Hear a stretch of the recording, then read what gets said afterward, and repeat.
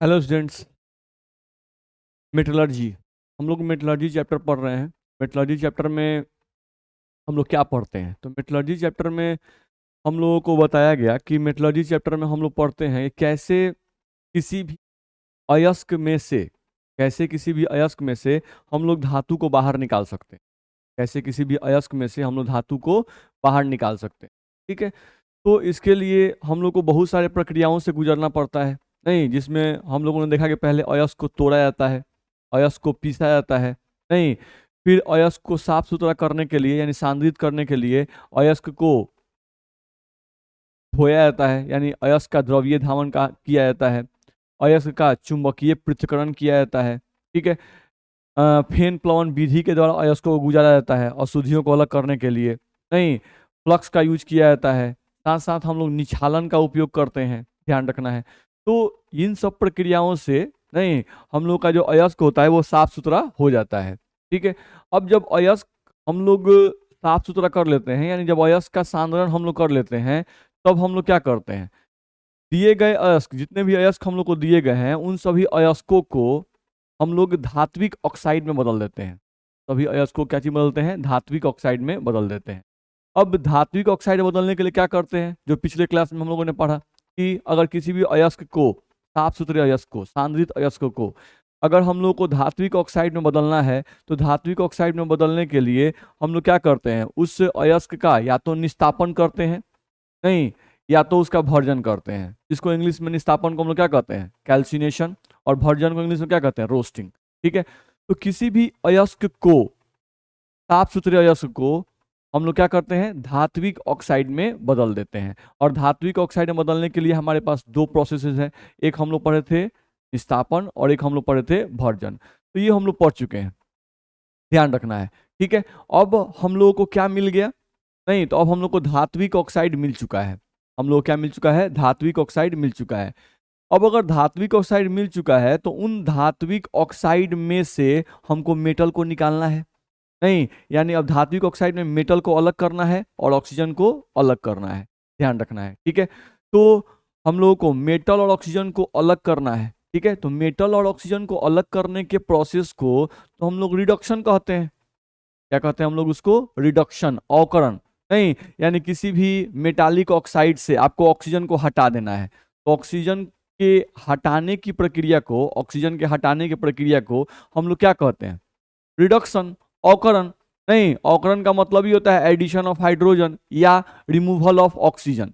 नहीं, यानी आप हाइड्रोजन को ऐड करो या ऑक्सीजन को हटा दो, ध्यान रखना है। तो यहाँ पे हम लोगों को अब मेटालिक ऑक्साइड से अगर मेटल प्राप्त करना है, मेटालिक ऑक्साइड से अगर हम लोग को मेटल प्राप्त करना है तो आसान है। हम लोग क्या करना है? नहीं, किसी रिड्यूसिंग एजेंट का उपयोग करना पड़ेगा। नहीं, जो रिड्यूसिंग एजेंट क्या करेगा? हम लोग को मेटालिक ऑक्साइड से मेटल को, मेटालिक ऑक्साइड में से ऑक्सीजन को हटा देगा और हमको मेटल मिल जाएगा, ध्यान रखना है। ठीक है। तो उसी के बारे में आज हम लोग डिटेल से चर्चा करेंगे। ठीक है। चलो तो हम लोग स्टार्ट करते हैं। हम लोग का मेटलर्जी लेक्चर नंबर 4 है। नहीं, 3 लेक्चर हम लोग पहले पढ़ चुके हैं, ये लेक्चर नंबर 4 है। अगले पॉइंट पे हम लोग आते हैं। ठीक है। ऐसे आज का मेन टॉपिक अगर देखें हम लोग, तो आज का मेन टॉपिक हम लोग का है इलिंगम डायग्राम। नहीं, ये हम लोग का मेन टॉपिक है आज का, इलिंगम डायग्राम, जिसको हिंदी में भी इलिंगम को एलिंगम, नहीं, एलिंगम और डायग्राम को हिंदी में क्या कहते हैं? आरेख। ठीक है। तो एलिंगम डायग्राम आप समझ रहे हो। तो ये मेन टॉपिक रहेगा हम लोग को, इसको भी आज हम लोग को समझना है। ठीक है, इंपॉर्टेंट है। चलो देखते हैं। हम लोग जो पॉइंट आपको बोल रहे थे उसी पॉइंट को मैंने लिख दिया है। नहीं, हम लोगों को क्या कर चुके हैं हम लोग? तो मैंने आप लोग को बताया कि हम लोग अभी तक जितने भी साफ सुथरे अयस्क थे, उन साफ सुथरे अयस्कों को हमने धात्विक ऑक्साइड में बदल दिया। ठीक है। कैसे भाई? तो निस्तापन से और भर्जन के मदद से। ठीक है। वही मैंने यहाँ पर लिखा हुआ है, ध्यान से देखा जाए। यहाँ लिखा हुआ है कि इसके पहले, यहाँ पहले हम लोग पढ़ेंगे, इसके पहले हमने सांद्रित अयस्कों का निस्तापन तथा भर्जन करवाकर उन्हें धात्विक ऑक्साइड में बदला था। यानी पिछले क्लास में हम लोग निस्तापन और भर्जन पढ़े थे। नहीं, जो अयस्कों को क्या करता है बाबू? तो धात्विक ऑक्साइड में बदल देता है। ठीक है। अगले पॉइंट पे है, अब हमें इन धात्विक ऑक्साइडों का अवकरण करवाकर इनसे धातु को प्राप्त करना है। नहीं, जो धात्विक ऑक्साइड हम लोग बनाए थे, अब उनका क्या कराना है, अवकरण कराना है, और उनसे क्या प्राप्त करना है, धातु को प्राप्त करना है। ठीक है, चलो, तो वही तो हेडिंग लिखा हुआ है, धातु ऑक्साइड का अवकरण। ठीक है, तो अवकरण कराएंगे तो ऑक्सीजन साहब अलग हो जाएंगे, धातु साहब अलग हो जाएंगे, और हम लोगों को धातु मिल जाएगा। ठीक है, अवकरण कराना है हम लोग को। चलो देखते हैं, अगले पॉइंट पे आते हैं। यहाँ पर देखा जाए तो आप भी समझते हो कि अवकरण कराना है अगर किसी भी धात्विक ऑक्साइड का, तो उसके लिए क्या चाहिए, अवकारक यानी कि रिड्यूसिंग एजेंट चाहिए। नहीं, रिड्यूसिंग एजेंट क्या करता है, धात्विक ऑक्साइड से ऑक्सीजन को अलग कर देता है। नहीं, रिड्यूसिंग एजेंट क्या करता है, धात्विक ऑक्साइड से ऑक्सीजन को अलग कर देता है। ठीक है, चलो देखते हैं। अवकरण की प्रक्रिया में अवकारक का यानी रिड्यूसिंग एजेंट का उपयोग करके किसी धातु के ऑक्साइड में से ऑक्सीजन को हटाया जाता है तथा धातु को प्राप्त किया जाता है। ठीक है, यानी मान लो कि ये हमारा जो है आयरन का अयस्क है FeO, नहीं, और ये सांद्रित अयस्क है, साफ सुथरा अयस्क है। अब इसमें से हमको ऑक्सीजन को अलग करना है, इसमें से ऑक्सीजन को अलग करना है और आयरन को अलग करना है। तो हम यहाँ पे कार्बन यूज कर दिए या कोक यूज कर दिए, इसी कार्बन को कोक कहते हैं। तो ये हमारे लिए कैसे काम करेगा, तो ये हमारे लिए काम करेगा बाबू,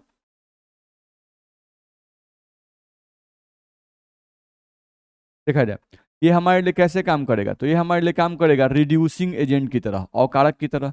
ये रिड्यूसिंग क्या करेगा, तो इस जो आयरन ऑक्साइड में जो ऑक्सीजन है उसको ये ले लेगा और आयरन हमको फ्री दे देगा। यानी अगर रिएक्शन लिखे हम लोग तो क्या होगा, Fe और प्लस O, ध्यान रखना है। नहीं, तो यहाँ से देखो तो ये रिड्यूसिंग एजेंट क्या किया, मेटालिक ऑक्साइड में से ऑक्सीजन को ले लिया और आयरन हमको फ्रीली दे दिया, तो यहाँ से आपको आयरन मिल गया और ये आपका बन गया कार्बन मोनोऑक्साइड।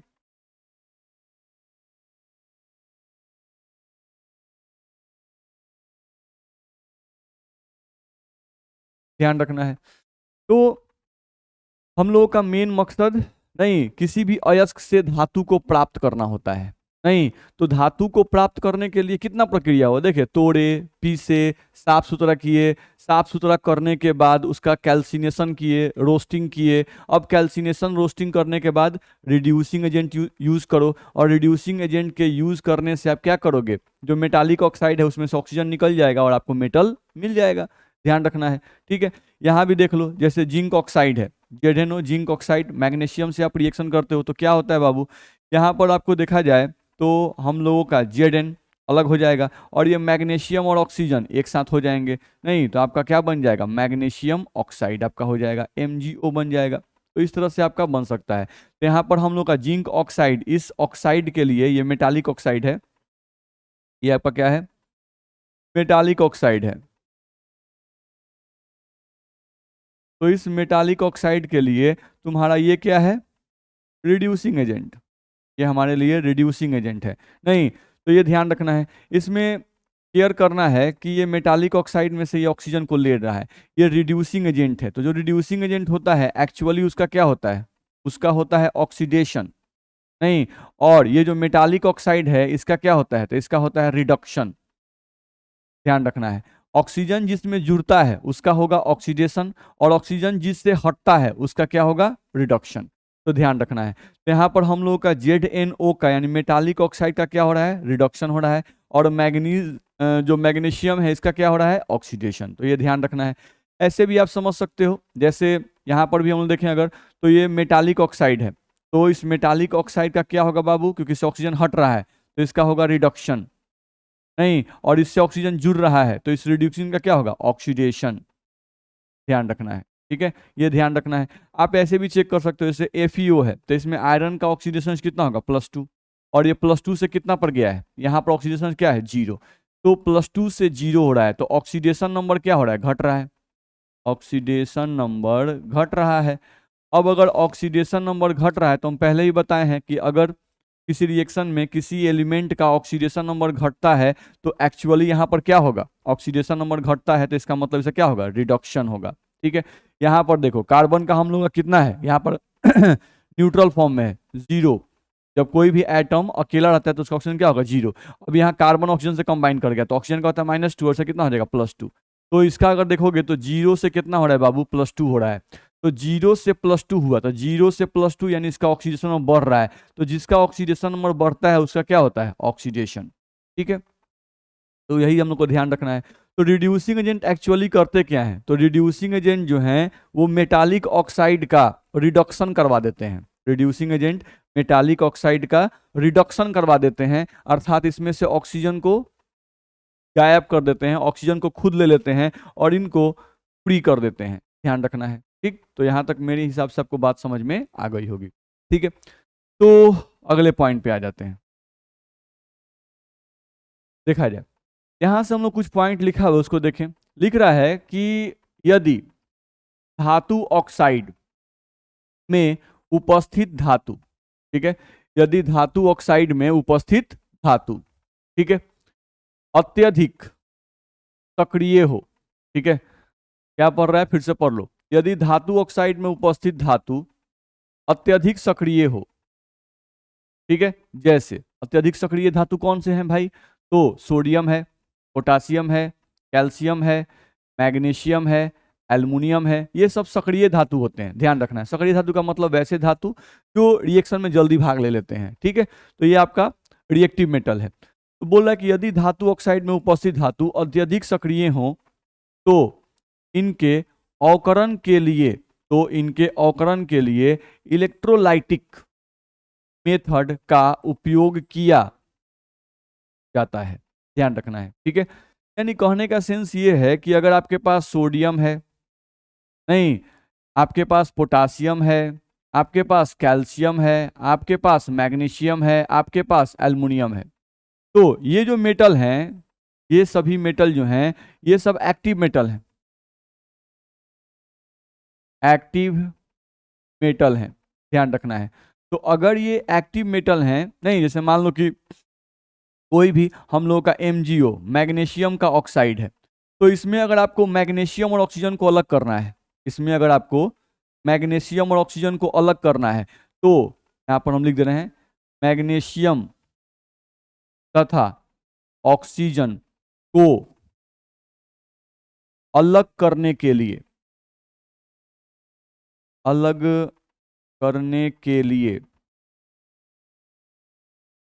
करने के लिए वैद्युत अपघटन प्रक्रिया अप्लाई करना होगा।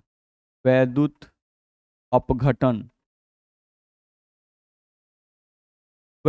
अपघटन की प्रक्रिया,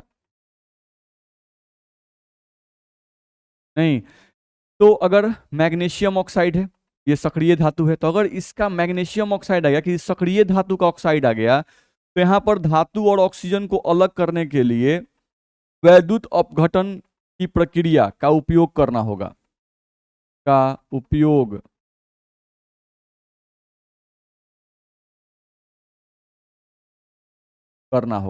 ध्यान रखना है। यहां पर इस केस में हम लोग रिड्यूसिंग एजेंट यूज नहीं करेंगे, ध्यान रखना है, ठीक है। आपको ध्यान रखना होगा कि यहां पर मैग्नीशियम और ऑक्सीजन को अलग करने के लिए इस केस में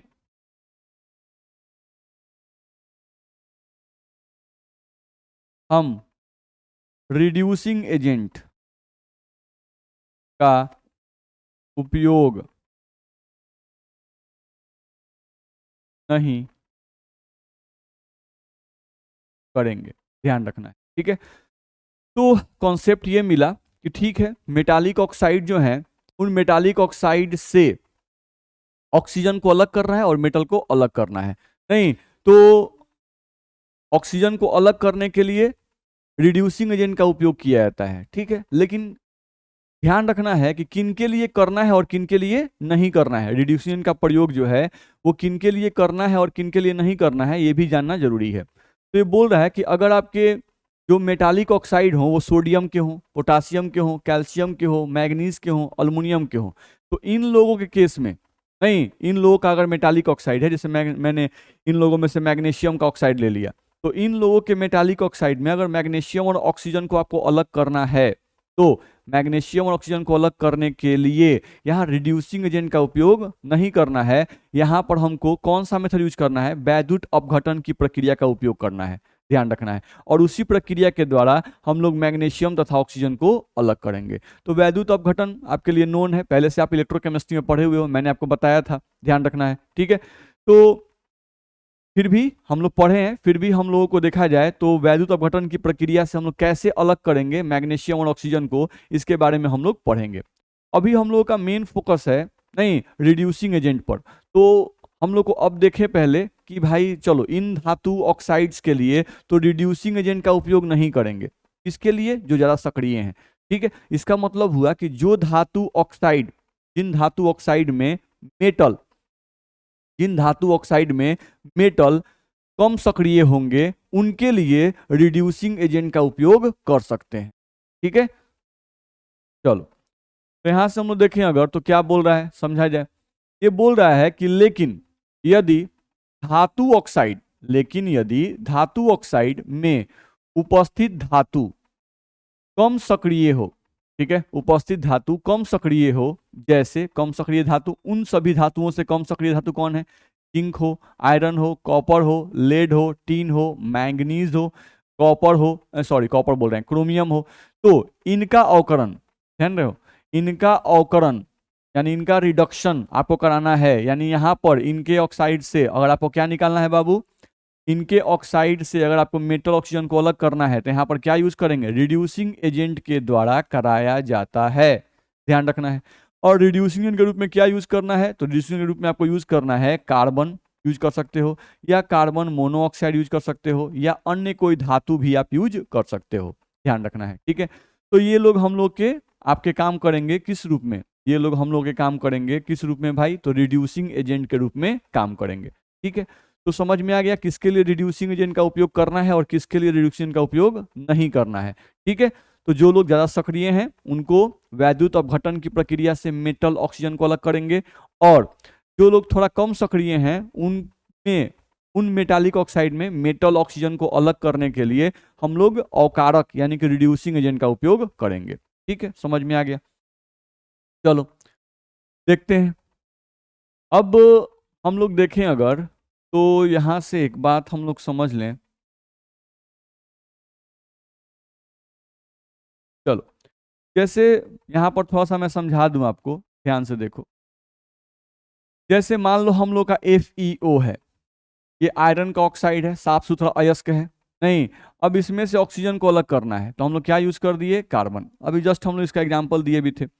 अब यहां से अगर आप कार्बन यूज कर दिए हो, नहीं, तो यहां से अगर आप प्रोडक्ट बनाते हो तो प्रोडक्ट क्या बन जाएगा आपका? ये कार्बन ऑक्सीजन एक साथ हो जाएंगे और Fe आपका अलग हो जाएगा। जस्ट हम पहले भी एग्जांपल दिए थे, तो यहाँ से Fe और प्लस में क्या आ जाएगा? C, ध्यान रखना है। तो ये C क्या आपका हो गया? रिड्यूसिंग एजेंट हो गया। ठीक है, और ये कौन हो गया हमारा? मेटालिक ऑक्साइड, MO, नहीं, मेटालिक ऑक्साइड, धात्विक ऑक्साइड, ये आपका मेटालिक ऑक्साइड हो गया। ठीक है, तो यहां से अब एक सवाल उठेगा, नहीं, यहां से अब एक सवाल उठेगा कि ठीक है अगर FeO है तो इसके लिए हम लोग कार्बन यूज कर सकते हैं, नहीं, ठीक है, कार्बन यूज कर दिए रिड्यूशन के रूप में, जो इस ऑक्सीजन को निकाल दिया। ठीक, चलो हम लोग को ये भी समझ में आता है कि चलो भाई अगर हम लोग को FeO नहीं दिया हुआ है, मान लो ऐसे ही हम लोग ले रहे हैं एग्जाम्पल, तो क्या यहाँ पर CO का यूज कर दिया जाए? क्योंकि रिड्यूसिंग के रूप में CO को भी दिया हुआ है, नहीं, तो हम लोग अगर CO को ले लेते हैं तो क्या होगा भाई? ये CO इसके ऑक्सीजन को खींच लेगा, तो आपका क्या बन जाएगा? Fe, और प्लस में क्या बनेगा? O2 गैस, ये बन गया। नहीं, तो यहाँ भी CO जो है वो कैसे काम कर रहा है? रिड्यूसिंग एजेंट की तरह काम कर रहा है। यहाँ भी CO जो है वो रिड्यूसिंग एजेंट की तरह काम कर रहा है। चलो ठीक है, अब देखो तो यही FeO है, नहीं, तो FeO में से ऑक्सीजन को निकालना है तो ये बोल रहा है कोई आप धातु भी यूज कर सकते हो। ठीक है, तो क्या यहाँ पर हम अब कौन सा धातु यूज करें? हम लोग यहाँ पर मैग्नीशियम यूज करें, नहीं, कि हम लोग यहाँ पर जिंक यूज करें, नहीं, कि हम लोग यहाँ पर एल्युमिनियम यूज करें? आखिर कौन सा धातु यूज करें? नहीं, इस आयरन ऑक्साइड के लिए कौन सा धातु रिड्यूसिंग एजेंट की तरह काम करेगा? यानी इनमें से कौन सा धातु है जो इस आयरन ऑक्साइड में से ऑक्सीजन को खींच लेगा? ध्यान रखना है। ठीक है, ये हमें कैसे पता चलेगा? ध्यान रखना है, ये हम लोगों को कैसे पता चलेगा वो हम लोग को अब पता करना पड़ेगा, ध्यान रखना है। ठीक है, क्योंकि आप ऐसा नहीं ना है कि भाई आयरन ऑक्साइड है अब इस ऑक्सीजन को हटाना है तो धातु यूज करना है, तो कौन सा धातु यूज कर दें? क्या कोई भी धातु यूज कर सकते हैं? तो नहीं, कोई भी धातु यूज नहीं कर सकते हैं, ध्यान रखना है। अब इसके बारे में कौन सा धातु यूज करेंगे हम लोग? मेटालिक ऑक्साइड में से ऑक्सीजन को हटाना है, नहीं, तो ऑक्सीजन को हटाने के लिए रिड्यूसिंग एजेंट के रूप में कौन सा धातु यूज करेंगे इसके लिए जरूरी है, इसके लिए क्या जरूरी है बाबू? Ellingham diagram. नहीं, जो हम लोग बोल रहे थे कि आज का मेन टॉपिक है, नहीं, एलिंगम डायग्राम जो है वही हम लोग को बताएगा कि अगर कोई मेटालिक ऑक्साइड दिया हुआ है तो उस मेटालिक ऑक्साइड से अगर ऑक्सीजन को हटाना है तो आप कौन से रिड्यूसिंग एजेंट का उपयोग कर सकते हैं और कौन से रिड्यूसिंग एजेंट का उपयोग नहीं कर सकते हैं। ठीक है, तो ये हमें कौन बताएगा? Ellingham diagram. ठीक है, चलो पढ़ेंगे हम लोग एलिंगम डायग्राम के बारे में, थोड़ा बहुत पढ़ना है। देखा जाए, वही बात जो मैं बता रहा था वही बात मैंने यहाँ पे लिख दिया है। अब यहाँ सवाल उठता है कि कौन सा धातु या तत्व, कौन सा धातु या तत्व किस धात्विक ऑक्साइड का रिडक्शन करवाएगा? ध्यान रखना है। नहीं, जैसे मान लो ZnO है, जिंक ऑक्साइड, ठीक है, ये साफ सुथरा अयस्क है, ZnO है, तो ZnO को कौन सा धातु या तत्व रिड्यूस करेगा? नहीं, यानी मेरे कहने का सेंस क्या है कि अगर हम लोग ZnO ले लिए तो ZnO में से ऑक्सीजन को अलग करना है तो हमको क्या यूज करना पड़ेगा? Reducing agent. अब यहाँ रिड्यूसिंग एजेंट जो है वो हम लोग कौन सा यूज करेंगे? क्वेश्चन मार्क आ गया, ध्यान रखना है। ठीक है, जैसे FeO दिया हुआ है तो FeO के लिए आप यहाँ पर कौन सा रिड्यूसिंग एजेंट यूज करेंगे? नहीं, ये हम लोग को कैसे पता चलेगा वही हम लोग को अब देखना है। ठीक है, तो आई होप मेरी बात आप लोग को समझ में आ रही होगी। ठीक है, चलो आगे देखते हैं, अगले पॉइंट पे आए। नहीं, तो बोला हम लोग को कि इस प्रश्न का उत्तर जानने के लिए ही हमें एलिंगम, नहीं, एक नया डायग्राम दिया गया, एलिंगम आरेख, जिसको एलिंगम डायग्राम पढ़ना पड़ता है। ठीक है, यानी किसी मेटालिक ऑक्साइड के लिए, किसी मेटालिक ऑक्साइड के लिए कौन सा मेटल रिड्यूसिंग एजेंट की तरह काम करेगा? ध्यान से मेरी बात सुनना, किसी मेटालिक ऑक्साइड के लिए कौन सा मेटल रिड्यूसिंग एजेंट की तरह काम करेगा, ये हमें कौन बताता है? एलिंगम डायग्राम हमें बताता है। ठीक है, चलो भाई देखते हैं। चलो, अब यहां से बोल रहा है क्या कि एलिंगम आरेख को, यानी एलिंगम डायग्राम जो है, एलिंगम डायग्राम को समझने से पहले हमें कुछ महत्वपूर्ण तथ्यों को समझना होगा, ध्यान रखना है। अब एलिंगम डायग्राम को तो समझना ही है, एलिंगम डायग्राम को समझने से पहले कुछ महत्वपूर्ण तथ्यों को हम लोग समझ जाएं। समझ लेते हैं भाई। सबसे पहले लिख रहा है गिब्स मुक्त ऊर्जा, नहीं, यानी गिब्स फ्री एनर्जी। तो गिब्स फ्री एनर्जी क्या है? हम लोग पूरा डिटेल नहीं जा रहे हैं गिब्स फ्री एनर्जी क्या है, क्योंकि थर्मोडायनामिक्स का टॉपिक है, थोड़ा बहुत बस जान जाते हैं यहाँ पर हम लोग गिब्स मुक्त ऊर्जा के बारे में। देखा जाए तो गिब्स मुक्त ऊर्जा जनरली, अगर नॉर्मली हम लोग कहें तो गिब्स मुक्त ऊर्जा का मतलब होता है किसी भी पदार्थ के अंदर, किसी भी पदार्थ के अंदर उपयोगी कार्यों को करने के लिए,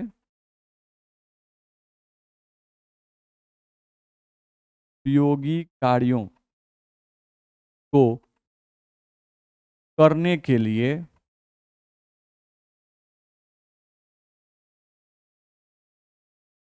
जो ऊर्जा उपस्थित रहती है, जो ऊर्जा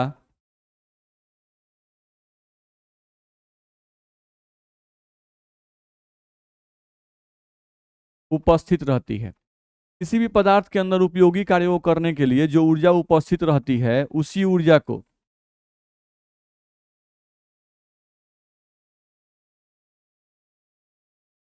गिब्स फ्री एनर्जी कहते हैं।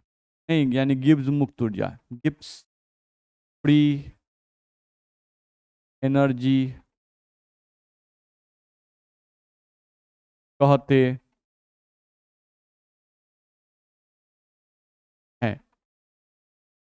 ध्यान रखना है। तो जनरली ये क्या है?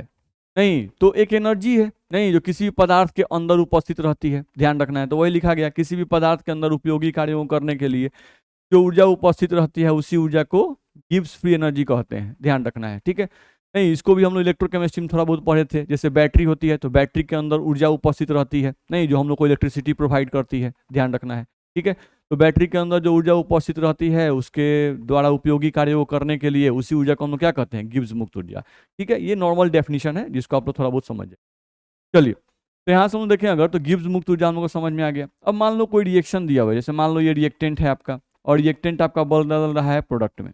ठीक है, अब इसका गिब्स मुक्त ऊर्जा ER, हम लिख दिए। जी आर का मतलब हुआ, आर का मतलब रिएक्टेंट, जी का मतलब गिब्स मुक्त ऊर्जा।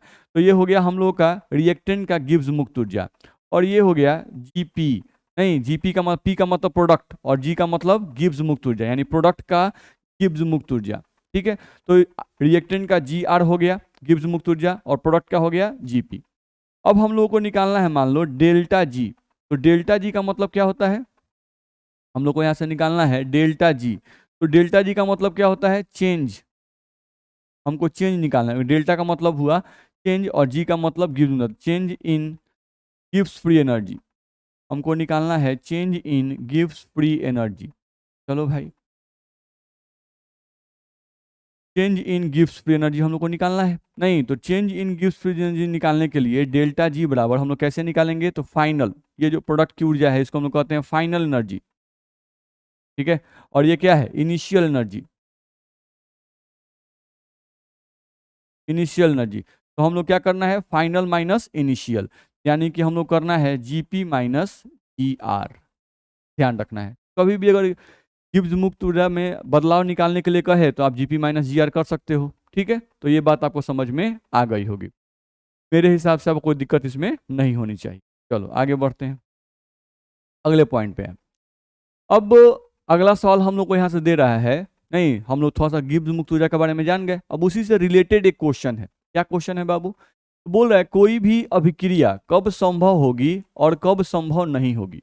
ठीक है, कोई अभिक्रिया अगर आपको दी हुई है तो वो अभिक्रिया होगी या वो अभिक्रिया नहीं होगी, ये हमें कैसे पता चलेगा, ध्यान रखना है। तो कैसे पता चलेगा, गिब्स मुक्त ऊर्जा के मदद से हम लोग को पता चलेगा, ध्यान रखना है। ये भी हम लोग इलेक्ट्रोकेमिस्ट्री में पहले पढ़े हुए हैं, फिर भी मैं थोड़ा सा यहाँ बताता हूँ, ध्यान समझो। कोई भी अभिक्रिया कब संभव होगी, तो ये बोल रहा है कि कोई भी अभिक्रिया, कोई भी अभिक्रिया फॉरवर्ड डायरेक्शन में, फॉरवर्ड मतलब आगे इधर, फॉरवर्ड डायरेक्शन में तभी संभव होगी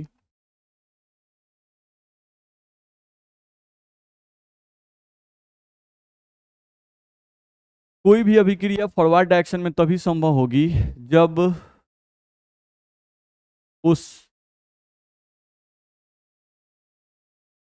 उस अभिक्रिया के डेल्टा जी का मान निगेटिव होगा, ध्यान रखना है। तो ये बोल रहा है कोई भी अभिक्रिया फॉरवर्ड डायरेक्शन में तभी संभव होगी जब उस अभिक्रिया के डेल्टा जी का मान क्या होगा, निगेटिव होगा, तभी अभिक्रिया फॉरवर्ड डायरेक्शन में संभव होगी, नहीं तो अभिक्रिया फॉरवर्ड डायरेक्शन में बाबू संभव नहीं होगी, ध्यान रखना है। ठीक है, समझते हैं। जैसे मान लो आपको दिया हुआ है रिएक्टेंट और ये दे दिया आपको प्रोडक्ट, तो फॉरवर्ड डायरेक्शन का मतलब होता है इधर से इधर जाना। ठीक है, ये आपको फॉरवर्ड डायरेक्शन हुआ। ये अगर हम प्रोडक्ट से इधर की ओर आते हैं तो इसको बोलते हैं बैकवर्ड डायरेक्शन। तो हम लोग फॉरवर्ड डायरेक्शन की बात कर रहे हैं। तो ये रिएक्टेंट प्रोडक्ट में कब बदलेगा, तो ये रिएक्टेंट प्रोडक्ट में तभी बदलेगा जब डेल्टा जी का मान क्या होगा, निगेटिव होगा। ठीक है, तो डेल्टा जी का मान निगेटिव कैसे होगा भाई, नहीं डेल्टा जी क्या है, तो गिब्स मुक्त ऊर्जा में बदलाव। देखते हैं, चलो यहाँ पर हम लोग देखा जाए तो रिएक्टेंट का जो गिब्स मुक्त ऊर्जा है जी आर, इसका वैल्यू कुछ मान लेते हैं, मान लेते हैं सिर्फ कि इसका अभी ऊर्जा जो है गिब्स मुक्त ऊर्जा रिएक्टेंट का वो 50 जूल है। ठीक है, अब प्रोडक्ट जो है इसका गिब्स मुक्त ऊर्जा जो है जीपी का जो वैल्यू है वो हम लोग कुछ मान लेते हैं, कम हो गया, नहीं 30 जूल, कितना हो गया 30 जूल, ध्यान रखना है। जैसे ऐसे भी आप समझ सकते हो बैटरी के केस में, जैसे बैटरी क्या होता है, बैटरी जब आपका चार्ज रहता है तो उस समय ये मान लो कि बैटरी अभी इनिशियल स्टेट है बैटरी का, तो बैटरी का इनिशियल स्टेट जब होता है तो उस समय बैटरी की एनर्जी क्या होती है, ज्यादा होती है, वो चार्ज है।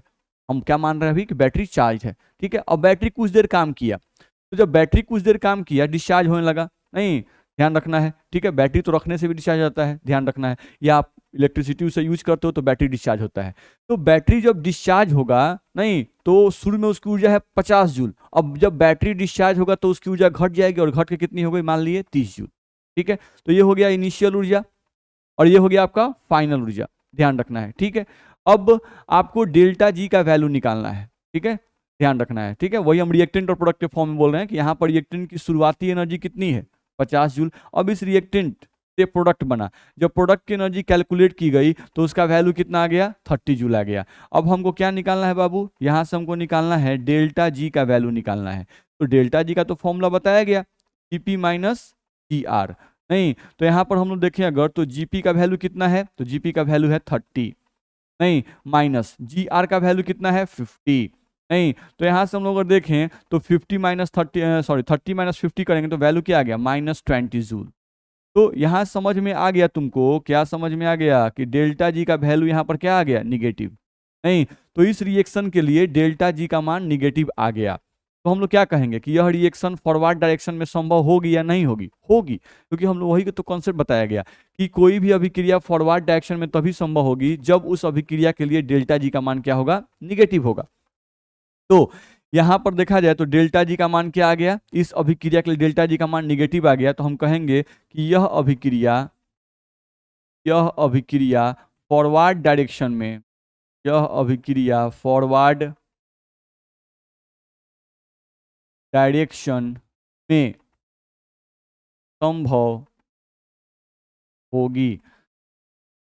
ध्यान रखना है, तो यह अभिक्रिया फॉरवर्ड डायरेक्शन में क्या होगी बाबू, संभव होगी। तो वो बात हम लोग को बता दिया गया कि यह अभिक्रिया फॉरवर्ड डायरेक्शन में संभव होगी। समझ में आ गया, ये अभिक्रिया जो है वो फॉरवर्ड डायरेक्शन में संभव होगी। अच्छा, इस बात को थोड़ा दूसरे तरीके से भी समझने की कोशिश करते हैं। क्यों हम लोग क्यों ऐसा बोल रहे हैं कि डेल्टा जी का मान अगर निगेटिव आ जाता है, नहीं तो ये अभिक्रिया फॉरवर्ड डायरेक्शन में संभव होगी, यानी अभिक्रिया अपने आप होगी। आपको करवाने के लिए इस अभिक्रिया करवाने के लिए आपको कुछ भी नहीं करना है, ये स्पॉन्टेनियस रिएक्शन होगा।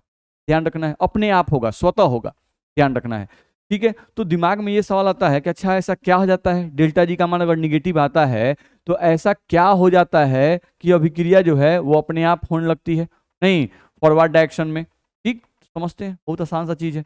देखो तो इस रिएक्शन में जो रिएक्टेंट की एनर्जी है वो कितनी दी गई है, 50 जूल। तो ये एनर्जी और ये कितनी है, 30 जूल। तो इन दोनों में ज्यादा एनर्जी किसकी है, इसकी है। तो ये एनर्जी क्या है, ज्यादा है, तो हम इसको लिख रहे हैं ज्यादा एनर्जी या ज्यादा ऊर्जा। ये जो एनर्जी यानी रिएक्टेंट की एनर्जी जो है वो ज्यादा है। अच्छा, प्रोडक्ट की एनर्जी 30 जूल है, तो इसके रिस्पेक्ट में तो ये कम है, तो ये एनर्जी क्या है, कम है। ये एनर्जी जो है वो एनर्जी क्या है बाबू, तो कम है, ठीक है। अच्छा, हम लोग एक कॉन्सेप्ट पढ़ते हैं, अगर तुमको ध्यान में हो तो एनर्जी में और स्टेबिलिटी में उल्टा संबंध होता है। एनर्जी में और स्टेबिलिटी में उल्टा संबंध होता है, ध्यान रखना है। तो एनर्जी और स्टेबिलिटी में उल्टा संबंध होता है, इसका कहने का सेंस क्या है, इसका कहने का सेंस ये है कि हम लोगों को ध्यान रखना है कि जिसका भी एनर्जी ज्यादा होगा उसका स्टेबिलिटी क्या होगा, कम होगा, ठीक है।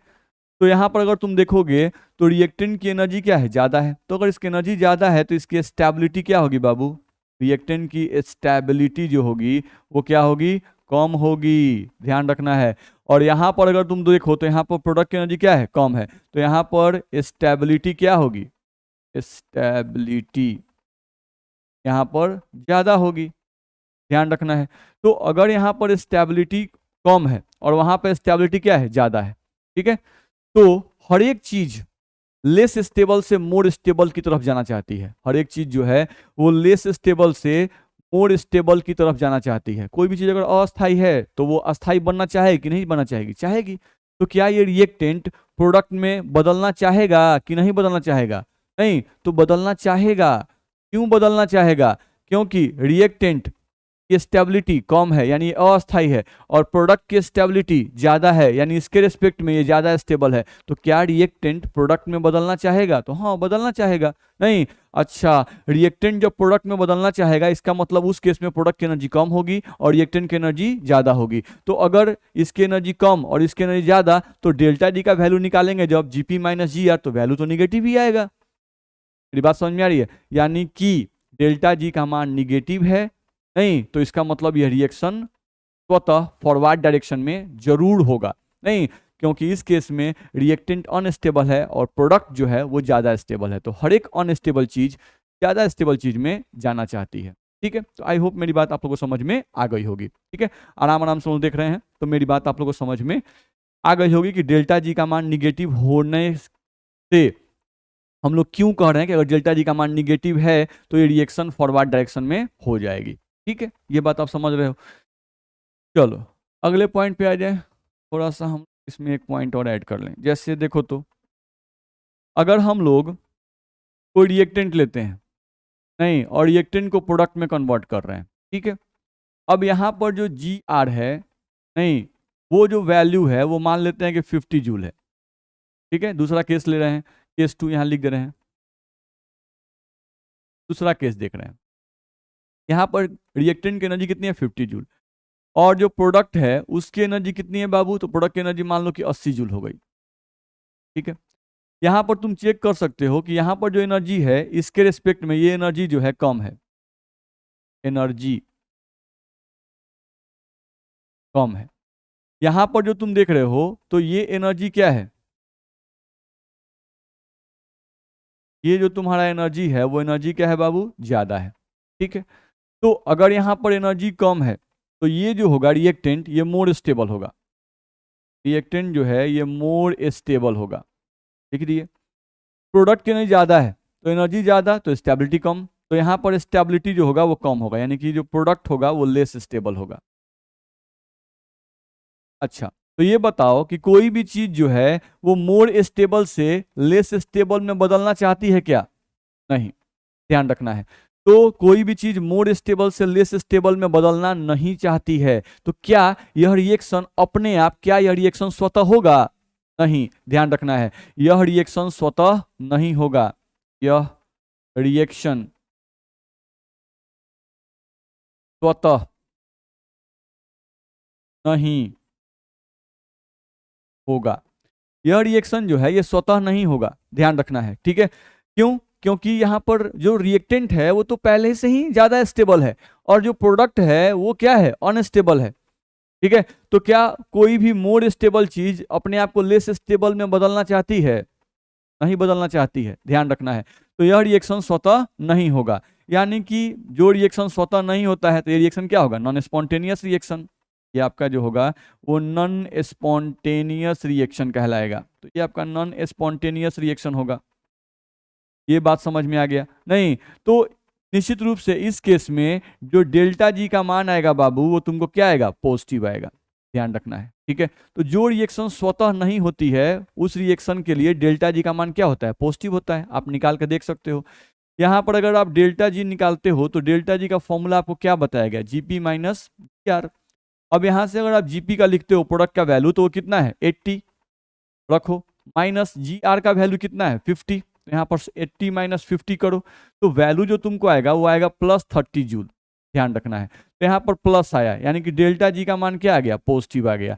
तो कोई भी पूछेगा कि नॉर्मल कंडीशन में क्या अभिक्रिया ये संभव होगी, तो नहीं, तो यहाँ पर हम लोग बोल सकते हैं कि नॉर्मल कंडीशन में यह अभिक्रिया संभव नहीं होगी, नॉर्मल कंडीशन में यह अभिक्रिया संभव नहीं होगी। तो ये बात हम लोग को दिमाग में गया कि नॉर्मल कंडीशन में यह अभिक्रिया जो है वो संभव नहीं होगी, ध्यान रखना है, बड़ा सिंपल सा चीज है। ठीक है, तो कॉन्सेप्ट ये मिला, कंक्लूजन ये मिला कि अगर डेल्टा जी का मान किसी अभिक्रिया, कोई अभिक्रिया दी हुई है और उस केस में अगर डेल्टा जी का मान निगेटिव आता है तो वो अभिक्रिया फॉरवर्ड डायरेक्शन में निश्चित रूप से संभव होगी। ठीक है, और अगर किसी रिएक्शन के लिए डेल्टा जी का मान पॉजिटिव आता है तो ये रिएक्शन फॉरवर्ड डायरेक्शन में, नहीं, यानी reactant to product forward direction में यह रिएक्शन नॉर्मल कंडीशन में संभव नहीं होगी, ध्यान रखना है। तो ये कंक्लूजन हम लोग को निकला। ठीक है, अब एक और इंपॉर्टेंट पॉइंट है उसको हम थोड़ा समझने की कोशिश करते हैं। जैसे हम लोग को केयर करना है कि मान लो आपको दिया हुआ है ए, ये रिएक्टेंट है और ये ए बदल रहा है बी में। ठीक है, फिर हम लोग एक रिएक्शन लेते हैं दूसरा, सी बदल रहा है आपका डी में। सोचो, अब यहाँ पर हम लोग जो जी ए का जो एनर्जी है वो मान लेते हैं कि 30 जूल है। ठीक है, और यहाँ पर जो हम लोग का जी बी है, नहीं, इसका जो एनर्जी है वो मान लेते हैं कितना है, 20 जूल है, मान लिए। चलो, अब इसके केस में, इस केस में तुम डेल्टा जी का मान निकालना चाहते हो, तो डेल्टा जी का जब तुम मान निकालोगे बाबू तो तुमको डेल्टा जी मतलब, नहीं, फाइनल माइनस इनिशियल, तो 20 माइनस 30 तुम करोगे। तो यहाँ पे तुम कर दिए 20 माइनस 30, तो वैल्यू क्या आ गया तुमको -10। तो यहाँ पर डेल्टा जी का वैल्यू तुमको क्या आ गया, निगेटिव की पॉजिटिव, निगेटिव आ गया। सही है, चलो भाई, अगर डेल्टा जी का वैल्यू तुमको निगेटिव आ गया, डेल्टा जी का वैल्यू निगेटिव आ गया, तो यह रिएक्शन संभव होगा कि नहीं होगा, संभव होगा। नहीं, हम लोग लिख रहे हैं कि यह रिएक्शन फॉरवर्ड डायरेक्शन में संभव होगा। नहीं, ध्यान रखना है, यानी ये स्पॉन्टेनियस रिएक्शन होगा।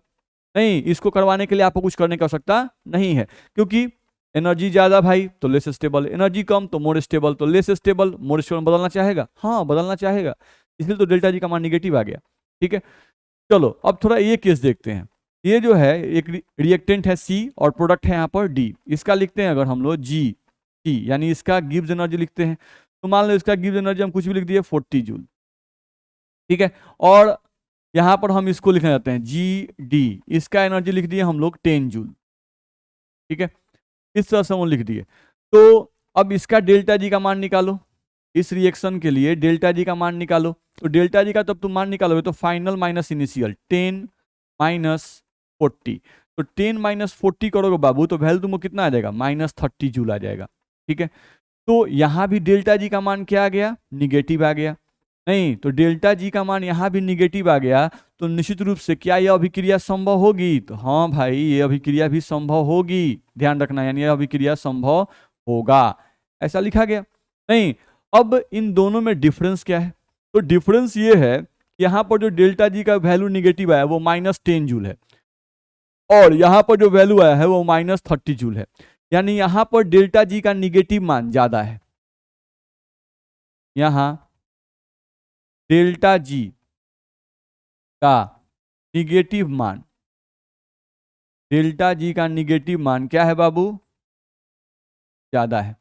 तो अगर डेल्टा जी का निगेटिव मान ज्यादा होगा, ध्यान रखना है, अगर डेल्टा जी का निगेटिव मान ज्यादा होगा तो यहाँ जो रिएक्शन है C का D में बदलने का जो रिएक्शन है, इस रिएक्शन की प्रोबेबिलिटी बहुत ज्यादा होगी, इस रिएक्शन के होने की संभावना इससे भी ज्यादा होगी।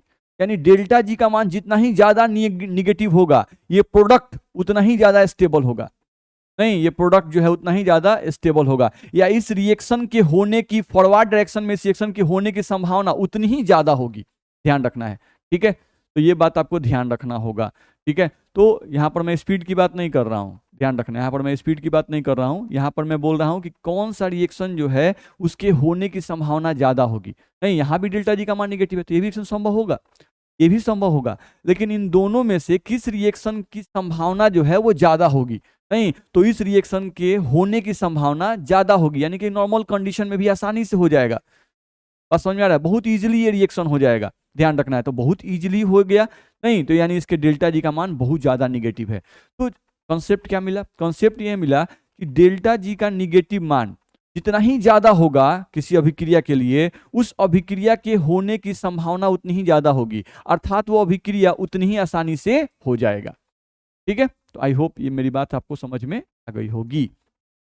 चलो आगे बढ़ते हैं, अगले पॉइंट पे आए, देखें हम लोग। तो अब बारी आती है एलिंगम डायग्राम की। नहीं, एलिंगम आरेख, इसको थोड़ा समझना जरूरी है। हम लोग देखें भाई एलिंगम आरेख क्या है, एलिंगम डायग्राम क्या है, समझते हैं, देखा जाए तो। देखिए हम लोग, अब एलिंगम डायग्राम जो है बहुत लंबा चौड़ा कॉन्सेप्ट है। नहीं, तो मैं आपको उतना ही बता रहा हूं जितना का आपको मेटलर्जी में यूज है। ठीक है, जितना का हम लोग को यूज है मेटलर्जी में उतना ही मैं आपको बता रहा हूं। ठीक है, चलो देखते हैं। एलिंगम डायग्राम देखा जाए अगर, तो एलिंगम डायग्राम हमें बताता है, क्या बताता है भाई, हमें बताता है कि कौन सा धातु किस धातु के ऑक्साइड को, किस धातु के ऑक्साइड को अवकरित यानी रिड्यूस करेगा। सही बात है भाई, हम लोग एलिंगम डायग्राम क्या बताता है, तो अगर कोई मेटालिक ऑक्साइड दिया हुआ है, अगर कोई मेटालिक ऑक्साइड दिया हुआ है तो उस मेटालिक ऑक्साइड के लिए हमको कौन सा रिड्यूसिंग एजेंट उपयोग करेंगे, इस रिड्यूसिंग एजेंट के बारे में हमें जानकारी कौन देगा, एलिंगम डायग्राम देगा। ठीक है, हम लोग आपको बताए थे, जैसे हम लोग का मेटालिक ऑक्साइड है, नहीं तो इसमें मेटल, एम मतलब मेटल, ओ मतलब ऑक्सीजन, मेटल ऑक्सीजन को अलग करना है, तो अलग करने के लिए क्या यूज करते हैं हम लोग, रिड्यूसिंग एजेंट। तो कौन सा रिड्यूसिंग एजेंट यूज करेंगे ये जानकारी कौन देगा, एलिंगम डायग्राम। ठीक है, तो वही बात लिखा हुआ देख लो, एलिंगम डायग्राम, ईडी का मतलब क्या है, एलिंगम डी का मतलब डायग्राम। एलिंगम डायग्राम हमें किसी धातु के ऑक्साइड के लिए, एलिंगम डायग्राम हमें किसी धातु के ऑक्साइड के लिए क्या बताता है? रिड्यूसिंग एजेंट की जानकारी देता है, ध्यान रखना है। अर्थात एलिंगम डायग्राम हमें बताता है कि किसी धात्विक ऑक्साइड से ऑक्सीजन, किसी धात्विक ऑक्साइड से क्या हटाना है? ऑक्सीजन। ऑक्सीजन को हटाने के लिए किस धातु, किस तत्व या किस रिड्यूसिंग एजेंट का उपयोग करना पड़ेगा, ये हम लोग को ध्यान में रखना होगा। आई होप मेरी बात आपको समझ में आ गई होगी। ठीक है, चलो आगे बढ़ते हैं। तो एलिंगम डायग्राम में क्या बताएगा? ये देखिए भयंकर सा आ गया एलिंगम डायग्राम। नहीं, यही आपका एलिंगम डायग्राम है भाई, दिखाई दे रहा है आप लोग को? नहीं तो इसको ध्यान से देख लीजिए और इसको याद कर जाइए। नहीं, ध्यान रखना है। तो ये ग्राफ याद हो रहा है ना, कितना मस्त ग्राफ दिया हुआ है। ठीक है, तो इसको आपको याद कर जाना है। ठीक है, ऐसे ही बोल रहे हैं, ये आपको याद नहीं करना है, थोड़ा सा ध्यान बस रखना है एलिंगम डायग्राम को। ठीक है, तो एलिंगम डायग्राम हमें क्या बताता है ये पहले ध्यान रखना है। तो अगर किसी मेटालिक ऑक्साइड में से मेटल ऑक्सीजन को अलग करना है तो रिड्यूसिंग एजेंट यूज करना पड़ेगा। तो कौन सा रिड्यूसिंग एजेंट यूज करेंगे इस मेटालिक ऑक्साइड के लिए, कौन सा मेटल यूज करेंगे रिड्यूसिंग एजेंट के रूप में, उसकी जानकारी कौन देगा? एलिंगम डायग्राम देगा। ठीक है, तो इसको समझेंगे हम लोग। पहले थोड़ा सा आगे बढ़ते हैं।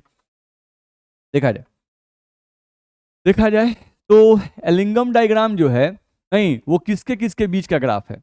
एलिंगम डायग्राम जो ग्राफ खींचा गया है वो किसके किसके बीच का है? तो डेल्टा जी एफ, नहीं तो ये तो आप जानते ही हो, गिब्स मुक्त एनर्जी में बदलाव, डेल्टा जी कहते हैं, और एफ का मतलब फॉर्मेशन। ठीक है, तो यानी अभी हम लोग सिर्फ बोल रहे हैं कि डेल्टा जी तथा ताप के बीच का ग्राफ है।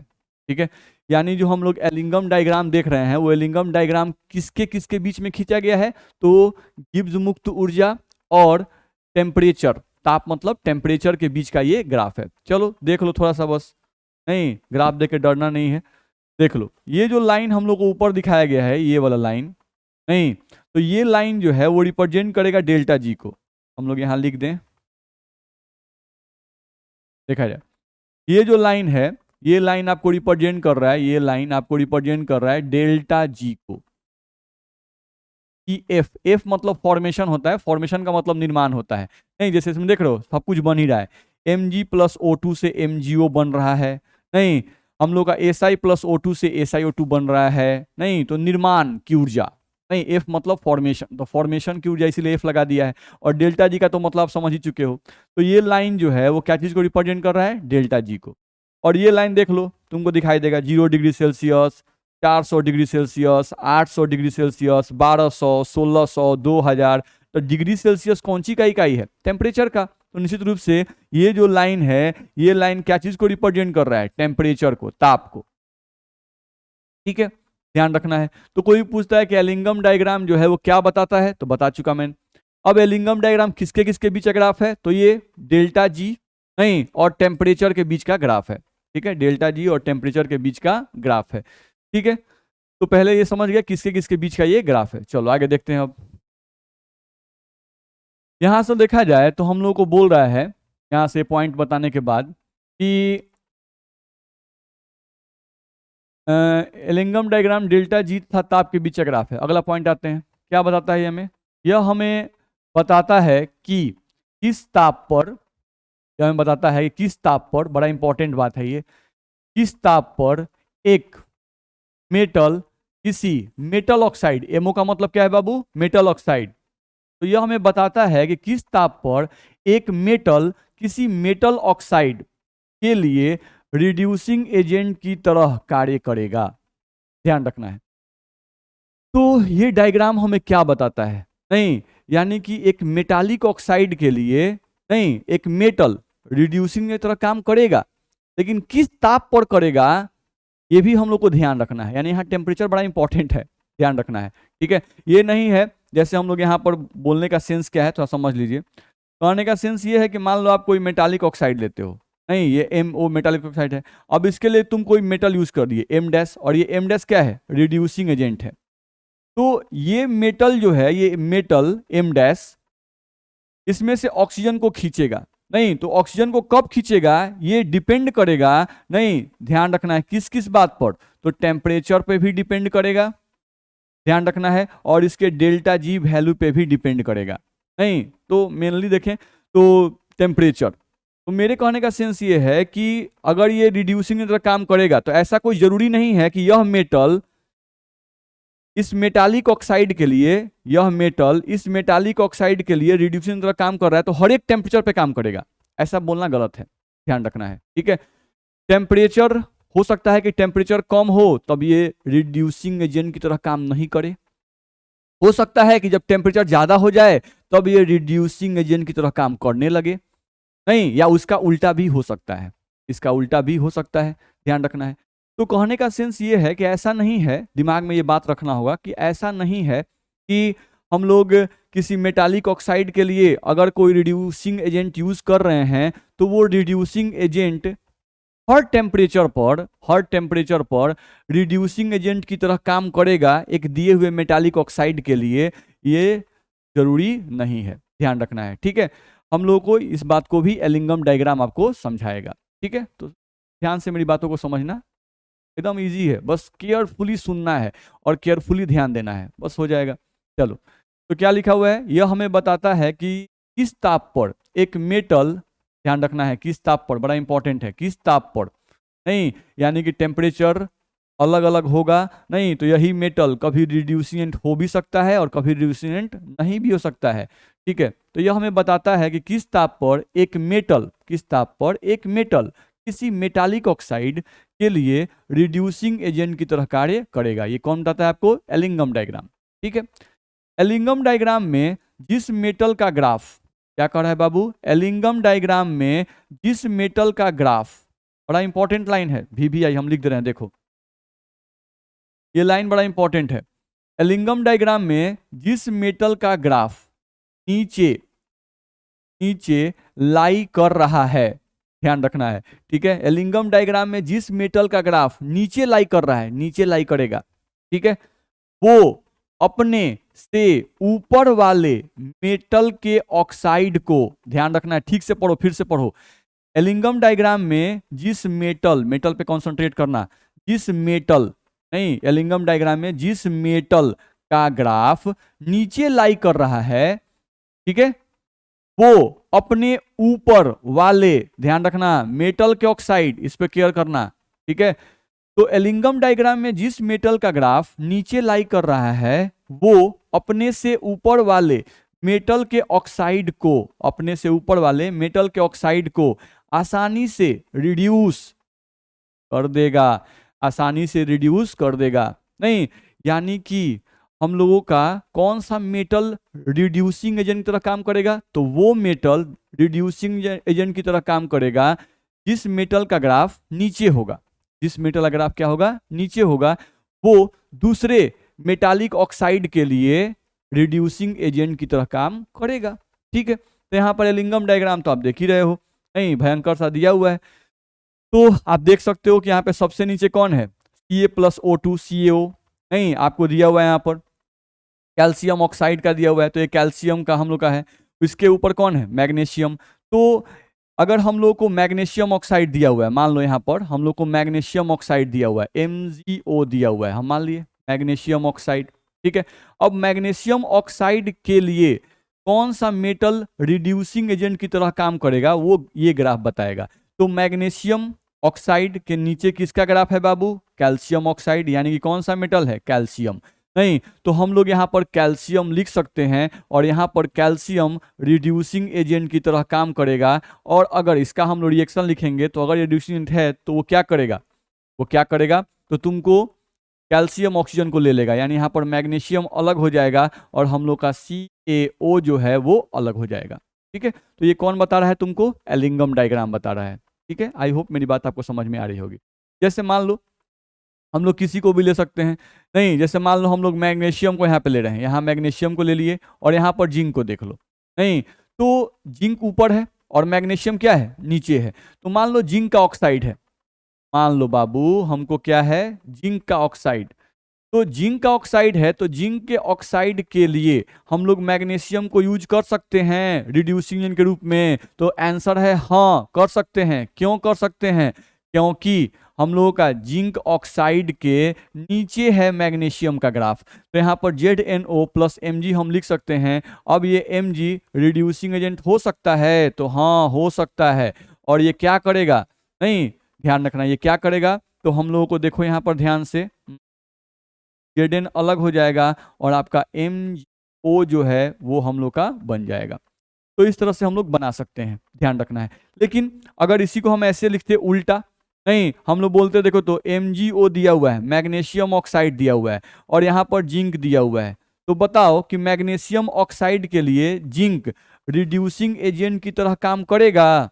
नहीं। तो मैग्नीशियम ऑक्साइड के लिए जिंक जो है वो रिड्यूसिंग एजेंट की तरह काम नहीं करेगा। यहाँ पर रिड्यूसिंग एजेंट की तरह ये काम नहीं करेगा।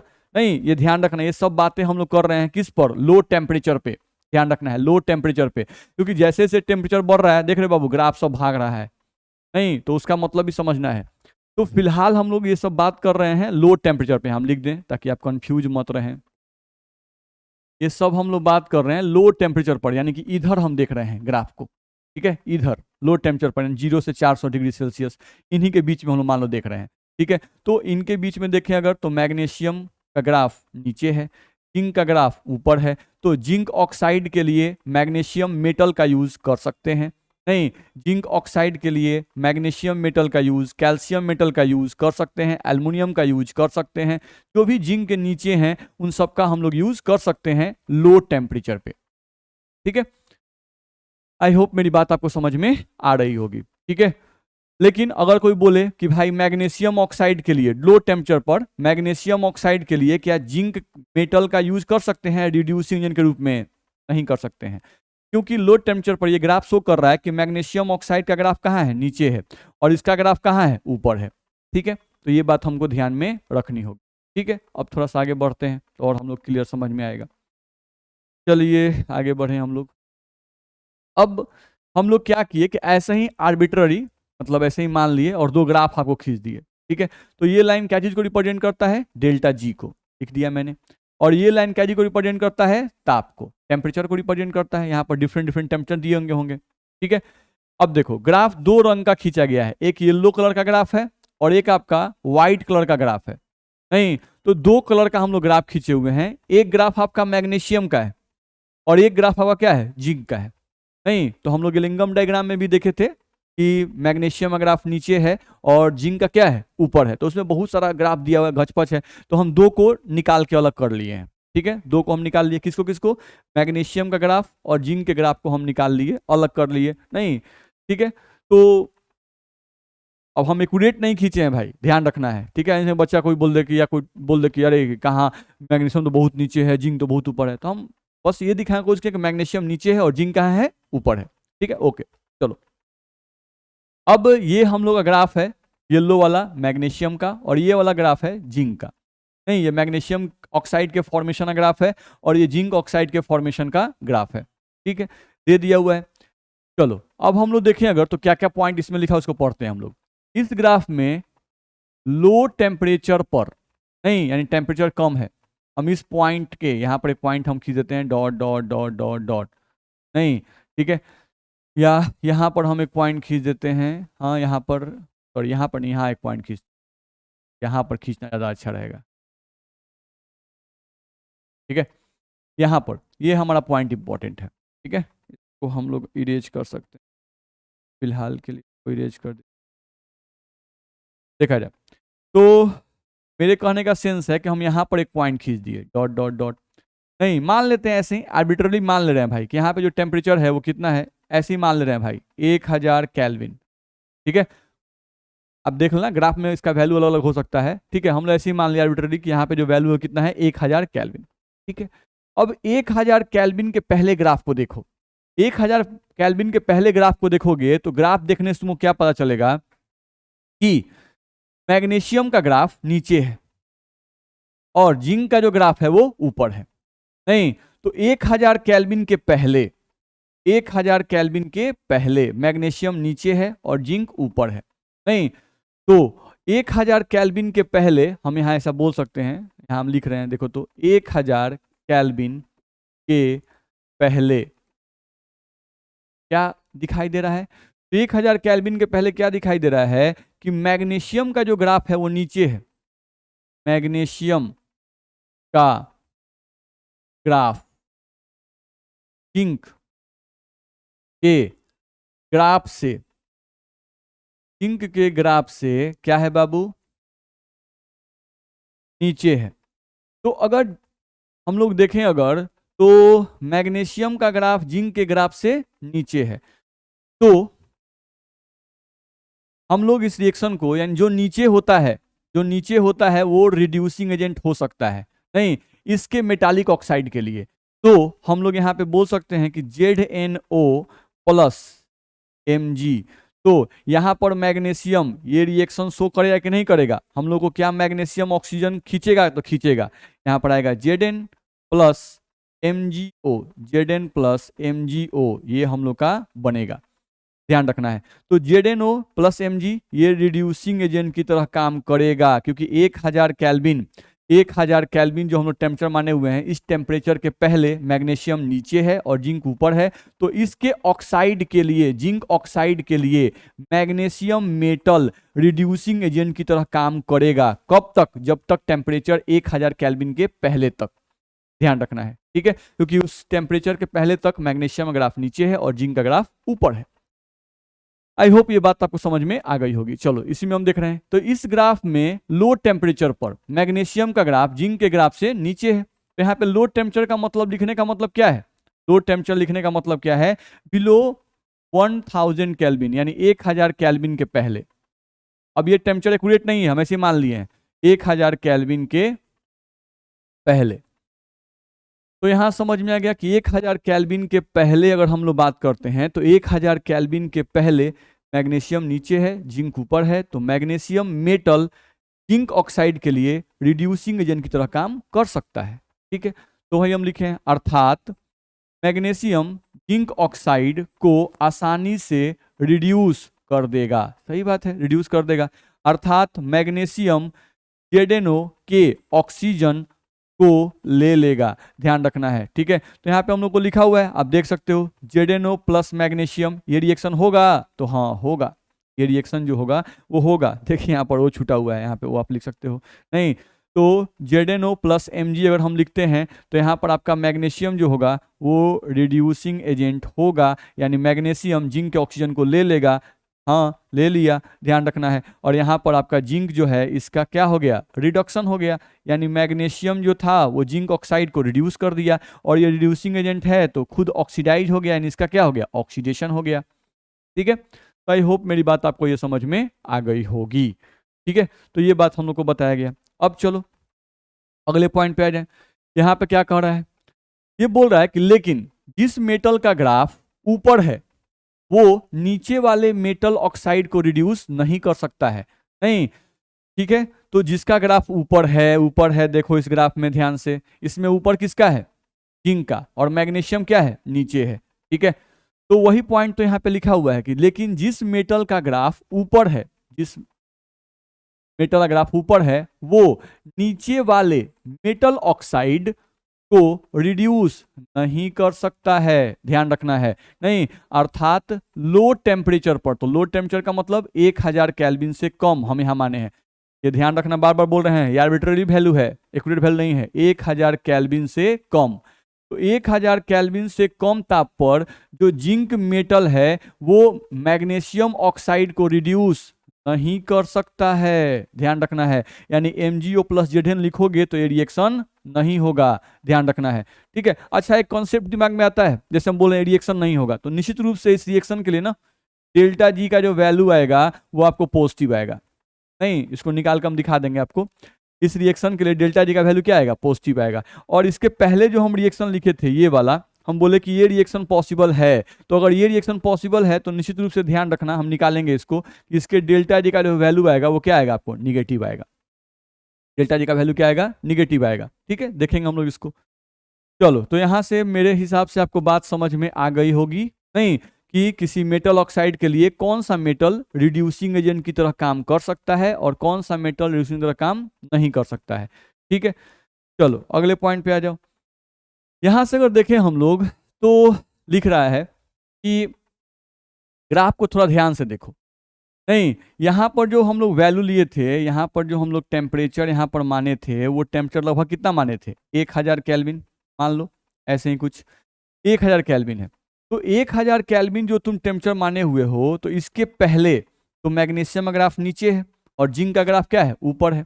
लेकिन अब 1000 केल्विन के बाद आ जाओ, नहीं तो बाद आओगे तो देखो तो मैग्नीशियम का ग्राफ ऊपर आ गया, नहीं, और जो जिंक का ग्राफ था वो नीचे आ गया। ठीक है, देखो तो हम लोग देखें अगर, तो ये जो व्हाइट वाला है वो किसका ग्राफ है? ये वाला है हम लोग का जिंक का, नहीं, और ये जो येलो वाला है, कलर चेंज कर दिया जाए, और ये वाला जो ग्राफ है वो किसका है? मैग्नीशियम का। तो 1000 केल्विन के बाद, 1000 केल्विन के बाद अब मैग्नीशियम साहब ऊपर हो गए और जिंक साहब नीचे हो गए।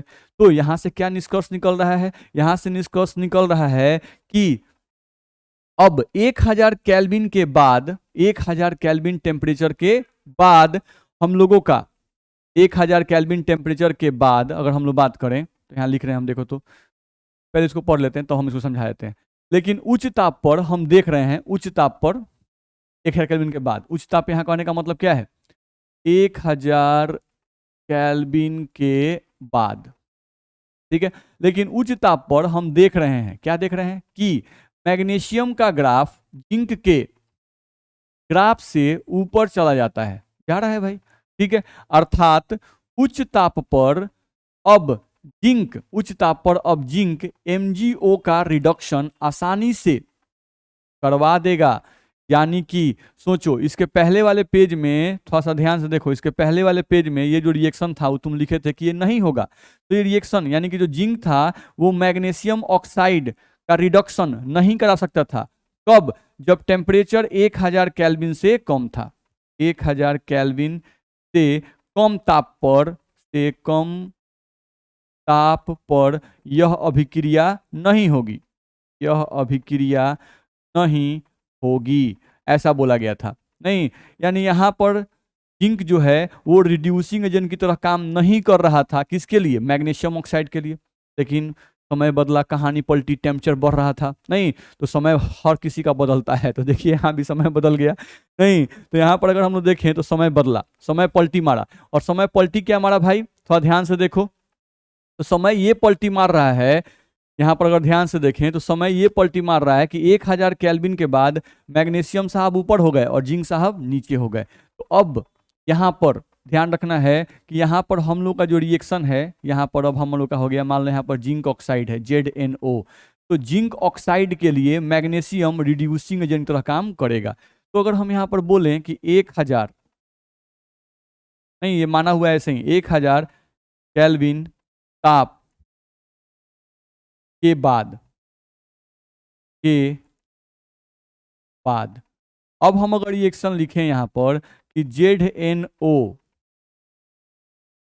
सॉरी ये नहीं, अब अगर हम रिएक्शन लिखें ये वाला कि MgO मैग्नीशियम ऑक्साइड और प्लस जिंक, नहीं तो क्या अब जिंक 1000 केल्विन ताप के बाद, नहीं तो क्या अब जिंक रिड्यूसिंग एजेंट की तरह काम कर सकता है? तो कर सकता है। नहीं, अब ये इसके ऑक्सीजन को ले सकता है, तो ले सकता है। अब मैग्नीशियम अलग हो जाएगा और ZNO हम लोग का बन जाएगा, ध्यान रखना है।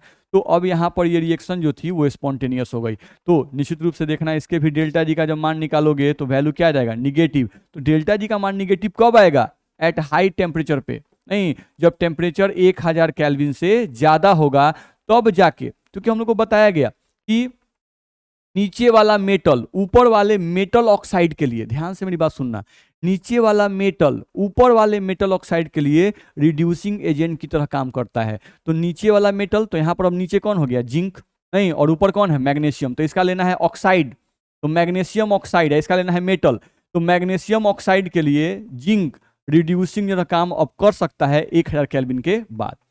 तो 1000 केल्विन ताप के बाद मैग्नीशियम ऑक्साइड प्लस जिंक अगर हम लिखते हैं तो जिंक अब नीचे आ गया 1000 केल्विन ताप के बाद, तो जिंक अब मैग्नीशियम ऑक्साइड के लिए रिड्यूसिंग एजेंट की तरह काम कर सकता है, यानी जिंक मैग्नीशियम ऑक्साइड से ऑक्सीजन को छीन सकता है। ठीक है, तो ये बात ध्यान रखना है। तो बड़ा टेम्परेचर का खेल है, ध्यान रखना है।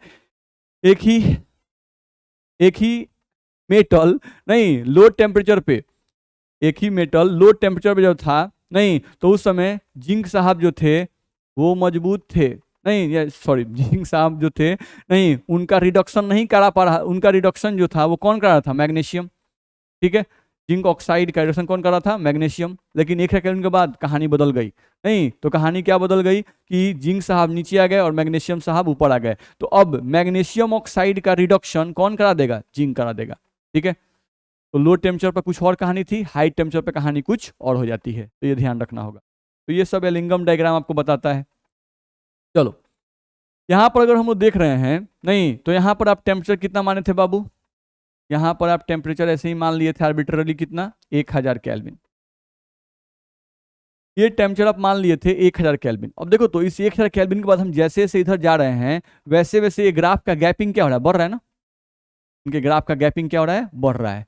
नहीं तो जैसे जैसे ये गैप बढ़ता जाएगा, नहीं जैसे जैसे गैप बढ़ता जाएगा, नहीं रिडक्शन का जो प्रोसेस है ये इजी हो जाएगा, टू इजी होता जाएगा, ध्यान रखना है। ठीक है, क्योंकि इनके बीच में जो गिब्स मुक्त ऊर्जा का जो डिफरेंस है वो डिफरेंस क्या होगा, बढ़ता जाएगा। यहाँ डेल्टा जी का निगेटिव मान जो है इस केस में और ज्यादा और ज्यादा और ज्यादा आता जाएगा। तो मैंने तो पहले ही बताया था कि डेल्टा जी का निगेटिव मान जितना ही ज्यादा आएगा किसी रिएक्शन के लिए, नहीं वो रिएक्शन उतनी ही आसानी से हो जाता है, ध्यान रखना है। ठीक है, तो कहने का मतलब है कि अगर हम यहाँ पर लेते, नहीं यहाँ पर मान लो ये आपका जो व्हाइट वाला है ये जिंक का है, ये आपका जेडन का है और ये आपका क्या चीज का है, मैग्नीशियम का है।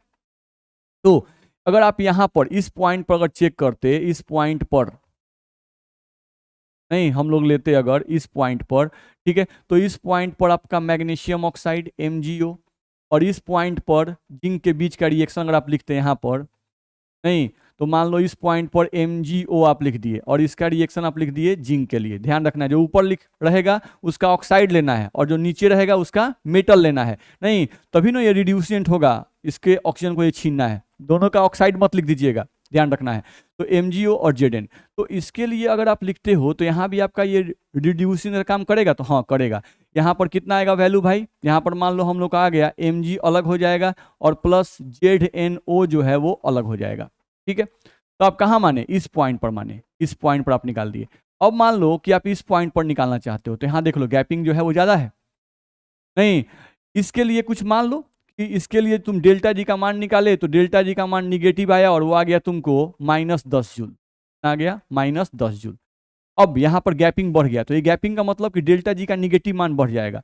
अब यहाँ पर तुम अगर निकालोगे फिर से रिएक्शन लिखो तो ऊपर क्या लिखना है, ऊपर वाले का ऑक्साइड MgO और नीचे वाले का मेटल, तो नीचे वाले का मेटल Zn लिख दिए।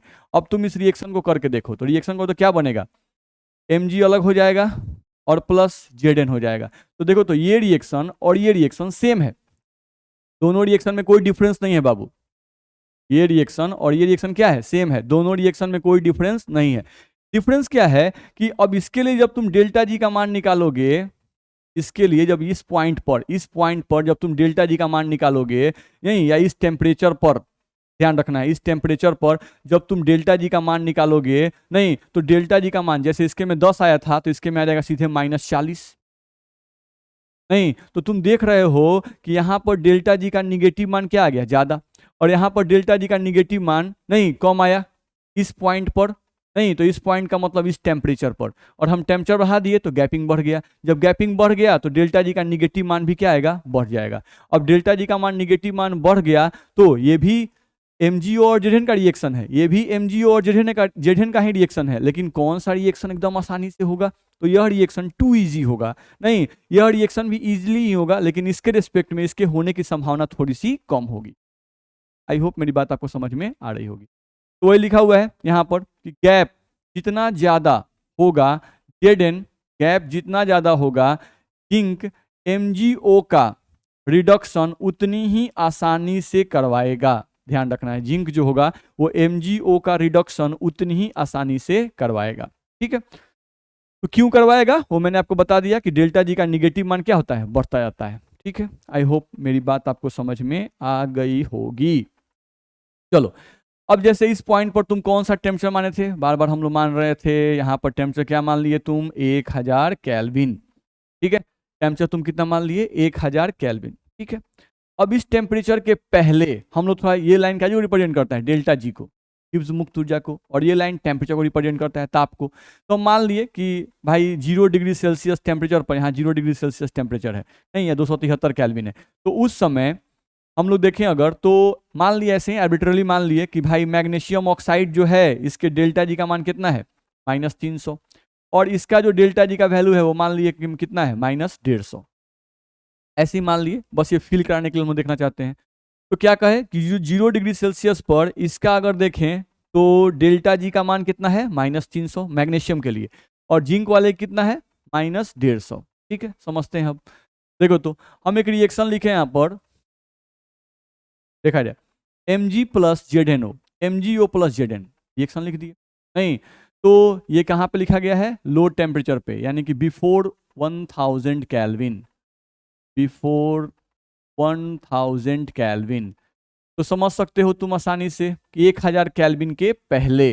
तो मैग्नीशियम नीचे है, जिंक ऊपर है, तो इसका क्या लेंगे, ऑक्साइड, और इसका क्या लेंगे, मेटल, ध्यान रखना है। नहीं तो इसका ऑक्साइड और इसका मेटल, तो ध्यान रखना है जिंक ऑक्साइड लिए हुए हैं, और इसका मेटल, सही है। नहीं इसमें रिड्यूक्शन कौन है, तो ये रिड्यूक्शन की तरह काम करेगा। रिएक्शन होगा तो हाँ होगा, क्योंकि मैग्नीशियम नीचे है, जिंक ऑक्साइड ऊपर है। नहीं तो ये रिड्यूक्शन की तरह काम कर सकता है, तो कर सकता है। यहाँ से MgO बनेगा, तो हाँ बनेगा। नहीं अब इस रिएक्शन के लिए डेल्टा जी का मान क्या होगा, निगेटिव आएगा, वही हम लोग को चेक करना है जो मैं आपको बता रहा था। तो चलो पहले इस रिएक्शन को लिखते हैं। इस रिएक्शन को हम लोग कैसे लिख सकते हैं वो पहले मैं यहाँ पर लिखता हूँ, समझने की कोशिश करो। यहाँ पर देखा जाए तो Mg जो है मैग्नीशियम ऑक्साइड हम लोग को बनाना है, Mg लिख दिए। नहीं अब Mg का रिएक्शन मान लो ½ O2 हम लिखते हैं, हमको ये रिएक्शन चाहिए तो हम उसी को लिख रहे हैं, Mg प्लस ½ O2। यहाँ से हम लोग क्या बन जाएगा, Mg प्लस ½ O2 से आपका बन जाएगा MgO, ये लिख दिया मैंने। ठीक है, तो ये मान लो तुम्हारा इक्वेशन 1 हो गया। अब तुम क्या करो, जिंक के लिए लिखो। तो जिंक ऑक्साइड कैसे बनता होगा, तो जिंक प्लस ½ O2 तुम लिखोगे तो क्या बन जाएगा तुमको, ZnO। ध्यान रखना है यही फॉर्मेशन का गिब्स एनर्जी दिया हुआ है फॉर्मेशन के लिए, तो इसीलिए हम लोग फॉर्मेशन के रूप में रिएक्शन को लिख रहे हैं। देख रहे हो फॉर्मेशन, मैग्नीशियम ऑक्साइड बन रहा है, जिंक ऑक्साइड बन रहा है, इसीलिए फॉर्मेशन के रूप में लिख रहे हैं। ठीक है, अब तुम क्या करो कि ये तुम्हारा इक्वेशन 1 हो गया, ये इक्वेशन 2 हो गया। ठीक है, अब हम क्या कर रहे हैं, 1 - 2, यहाँ पे हम क्या कर रहे हैं, यहाँ लिख दे रहे हैं 1 - 2, इक्वेशन 2, यहाँ पर भी 2 लिखो, 1 थोड़े होगा, 1 - 2। तो 1 - 2 करेंगे तो चलो भाई, यहाँ पर माइनस साइन, यहाँ प्लस तो माइनस साइन, यहाँ प्लस तो माइनस साइन। अब लिखते हैं Mg - Zn आ जाएगा, लिखते Mg - Zn, Mg - Zn। ये ½ O2 प्लस में है और ये माइनस में है, तो इसको और इसको कैंसिल कर दिए।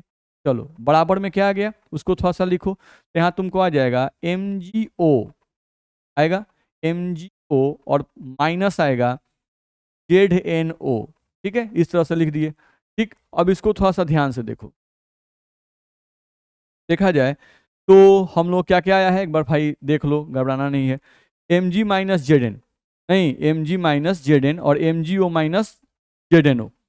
चलो देखते हैं, तो यहाँ से हम लोग को लिखा गया Mg - Zn बराबर MgO - ZnO। अब हम क्या करते हैं कि इस जिंक को उधर भेजते हैं और ZnO को इधर भेजते हैं, तो देखो तो क्या हो जाएगा, Mg आ गया, इसको इधर भेज दो तो आ जाएगा प्लस में ZnO, तीर खींच दो, नहीं बराबर मतलब तीर ही है, और क्या करो MgO उतार दो और प्लस Zn कर दो, जिंक को इधर भेज दिए।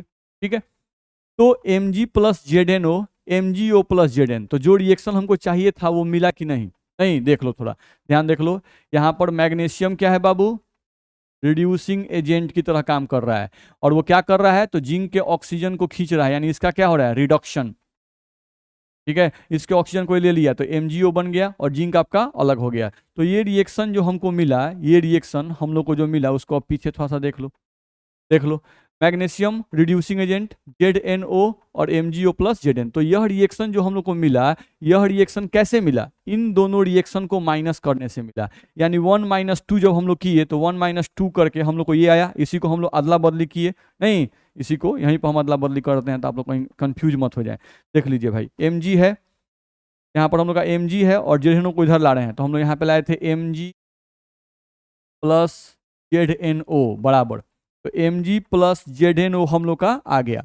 ठीक है, Mg प्लस ZNO हम लोग का आ गया। अब MgO और प्लस Zn यहाँ पर आ गया, MgO प्लस Zn। तो इस रिएक्शन को इससे मैच करो, Mg Mg ZNO ZNO MgO MgO Zn Zn, match कर गया। तो ये रिएक्शन कैसे मिला? नहीं, जब हम लोग मैग्नीशियम के फॉर्मेशन का रिएक्शन लिखे, जिंक के ऑक्साइड फॉर्मेशन का रिएक्शन लिखे और 1 - 2 इक्वेशन को जब माइनस कर दिए तो हम लोग को ये रिएक्शन मिल गया। नहीं, अब मान लो कि जो मैग्नीशियम ऑक्साइड के फॉर्मेशन के लिए गिब्स फ्री एनर्जी का मान कितना दिया हुआ है, इसके लिए हम लोगों को डेल्टा G1 मान लो, तो डेल्टा G1 का मान कितना दिया हुआ है, -300 मान लो। इक्वेशन 2, इसके लिए डेल्टा G2 का मान कितना दिया हुआ है, तो डेल्टा G2 का तुम मान लो कितना दिया हुआ है, -150। ठीक है, क्योंकि आप ग्राफ देखोगे लिंगम डायग्राम तो निगेटिव से शुरू होते होते होते ऊपर आके 0 लिखा रहता है, आप देख सकते हो लिंगम डायग्राम का ग्राफ। ठीक है, तो यहाँ पर इसके लिए वैल्यू दिया हुआ है डेल्टा जी का वैल्यू -300 और इसके लिए दिया हुआ है -150। ठीक है, अब हम लोग क्या करना है, 1 - 2 करेंगे तभी ना ये इक्वेशन हम लोग को मिला है। 1 - 2 किए हैं तभी ये इक्वेशन हम लोग को मिला है। चलो तो 1 - 2 करके देखो, 1 - 2, तो फर्स्ट इक्वेशन के लिए डेल्टा जी का मान -300, तो रख दो भाई -300। और इक्वेशन नंबर 2 के लिए कितना है, नहीं तो -150, तो उसको तुम रख दो यहाँ पर -150। ठीक है, तो कितना आ जाएगा तुमको, दिस सिंप्लीफाई अगर सॉल्व करेंगे तो -300 और ये माइनस माइनस प्लस 150, वैल्यू तुमको क्या आ जाएगा, -150। तो यहाँ पर डेल्टा जी का वैल्यू तुमको क्या आ गया बाबू, डेल्टा जी का वैल्यू तुमको निगेटिव आ गया। तो डेल्टा जी का वैल्यू निगेटिव आ गया तो इसका मतलब ये रिएक्शन जो हम लोग लिखे हैं वो बिल्कुल सही है, यह रिएक्शन स्पॉन्टेनियस होगा, यह रिएक्शन होगा। ध्यान रखना है, क्योंकि हम लोग शुरू में ही बताए थे कि कोई भी रिएक्शन कब संभव होगा, जब उस रिएक्शन के लिए डेल्टा जी का मान निगेटिव आएगा। तो हमने दिखाया कि इस रिएक्शन के लिए डेल्टा जी का मान क्या आ गया, हम लोग को सॉल्व किया हम लोग, तो डेल्टा जी का मान क्या आ गया, निगेटिव आ गया। तो डेल्टा जी का मान निगेटिव आ गया यानी कि यह रिएक्शन लिखना सही है। ठीक, चलो वही बात हम लोग को यहाँ से बताया गया। अब अगले पॉइंट पे आते हैं। देखो तो अब हम क्या किए, उसी रिएक्शन को रिवर्स कर दिए, पलट दिए। ठीक है, अब हम इस रिएक्शन को उल्टा करके डेल्टा जी का मान चेक करेंगे। ठीक है, रिवर्स कर दिए और ये डेल्टा जी का मान हम कहाँ चेक कर रहे हैं, बिफोर 1000 केल्विन, यहाँ लिख दे रहे हैं भाई, ये हम लोग कहाँ चेक कर रहे हैं, तो बिफोर 1000 केल्विन, 1000 केल्विन के पहले चेक कर रहे हैं। ठीक है, तो रिएक्शन रिवर्स कर दिए, यानी अब हम क्या कर दिए। ठीक है, तो याद रखना हम लोग यहाँ पे ग्राफ को फिर से थोड़ा सा ड्रॉ कर लेते हैं। ग्राफ को यहाँ पर हम लोग ड्रॉ कर लेते हैं। ग्राफ कुछ ऐसा था हम लोग का, नीचे पहले था मैग्नीशियम का, ठीक है, और उसके बाद फिर आपका हो जाता है कौन, ये आपका नीचे वाला मैग्नीशियम का था और ऊपर वाला क्या था, जिंक का था। ठीक है, कुछ देर के बाद अब मैग्नीशियम ऊपर हो गया, कहाँ पर, 1000 केल्विन के बाद, 1000 केल्विन के बाद मैग्नीशियम ऊपर हो गया और जिंक जो था वो क्या हो गया, नीचे हो गया था। ठीक है, कुछ ऐसा ही ग्राफ था।